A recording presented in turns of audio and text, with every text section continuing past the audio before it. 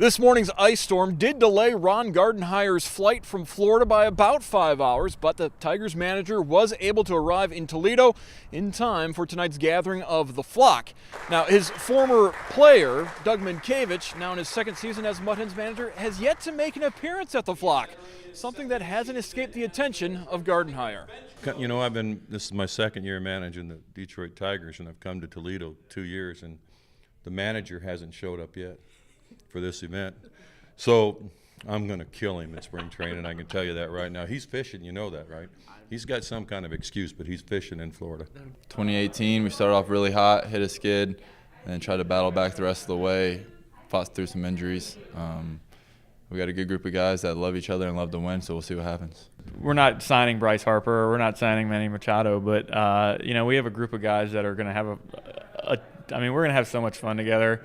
You know, last year in that locker room, just showing up every day, you know, it can get to be a grind towards the end of the season. But when the group of guys we had every day, every guy in that locker room just came in with a smile on their face. Sure, there were games that didn't go our way or weeks that didn't go our way, but we were happy to be there with each other, and we were fighting together. And, you know, I think it'll be more of the same. That goes a long way. You watch these teams that play in the playoffs, you can tell they love each other and they have fun together, and we already do that. So now we just got to score more runs than the other team, and hopefully we can do that too. We're certainly getting better and better on the minor league side with more prospects. We've drafted higher.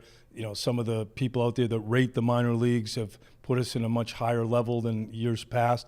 But obviously, you know, winning in Detroit is of utmost importance, and ultimately the goal is to have a championship team. So we feel good about we're making progress in player development and scouting, but you know, we got to take that next step and move some of those guys to the big leagues and have some success. And you know what? We're starting to see some of the young talent in Major League camp too, invited to camp to come in, and you know, the Mize and guys like that, and that's exciting because now we're going to have them. We're going to have our hands on them and irritate them, and probably hold them accountable, and you know, watch them do their thing. And so you start mixing in the talent with, you know, some veteran guys, and that's what makes it really fun. Also tonight, Mud Hens announced plans for new video display boards throughout Fifth Third Field, new ribbon boards at the field, as well as a new main board out in left center field. 2,500 square feet, 37 by 68.5 feet wide, 15 HD pixel layout, should be done by opening day, April the 4th. In downtown, Mark Kuntz, BCSN. Thanks, Marcus. A lot of numbers. Feel like there's math involved. Well, players will report for spring training next month, and a pair of former Mud Hen outfielders, Christian Stewart and Daz Cameron, have both earned invites to Major League camp. After spending the entire season with the Hens, Stewart, who led the International League in home runs, earned his September call-up to Detroit and impressed the brass. He's expected to make the opening day roster, while Cameron, just 22, will likely begin the season here in Toledo.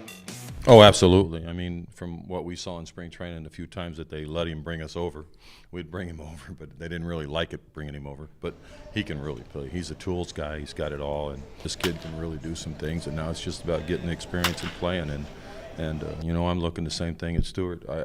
I think this kid can flat out hit. You know, he's got some work to do in the outfield. It's a big outfield out there, but I really think I'm going to have a lot of fun watching this kid go up and swing because he can play. He had a fantastic year, and he's only going to get better and better. Got up to the big leagues and did fairly well in a short time.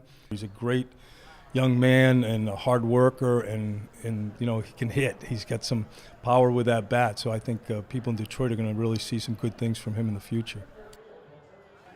A little baseball history yesterday, in case you hadn't heard. Mariano Rivera became the first player ever elected unanimously to the Baseball Hall of Fame. Now, what does that have to do with the guys in town today? Shane Green has a long way to go before he can match Mo's remarkable career, but Green is a former Yankee farmhand, took some valuable lessons from Rivera when the two were in the New York organization. My first big league spring training, he was there. I was only in spring training for like 2 weeks or 1 week or something, but I got to be around him a little bit, and when he walks in the room, you know it. You know, him and Jeter both, when they walk in the room, you know it. So it was pretty special to kind of just watch how he went about his business on a daily basis.